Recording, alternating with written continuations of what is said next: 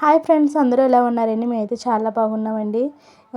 ఇది వచ్చేసి నేను మొక్కజొన్న గింజలతో అయితే ఇవాళ పూరి అయితే వేస్తున్నానండి. అది ముందుగా గింజలు అయితే మార్కెట్ నుంచి తెచ్చుకున్నానండి. తెచ్చుకున్న తర్వాత అది పిండిగా ఆడించేసానండి.